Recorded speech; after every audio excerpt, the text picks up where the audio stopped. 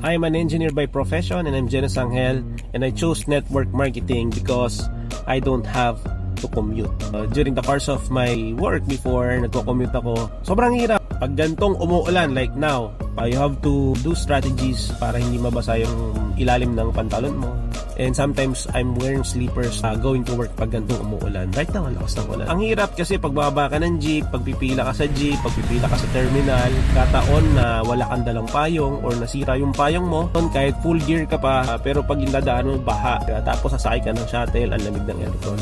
Ang mahirap sa pagko-commute kasi siksikan, ang init. Pag mainit naman ang panahon, ang init, ang pawis. Bago ka makarating sa pupuntahan mo, sa work mo, iba na yung amoy mo. And dito sa network marketing, since you can do this online at home, so I have time for my family, I have time for myself. Hindi ko kailangan lumabas para mag-commute. Nowadays, we are using social media to expand our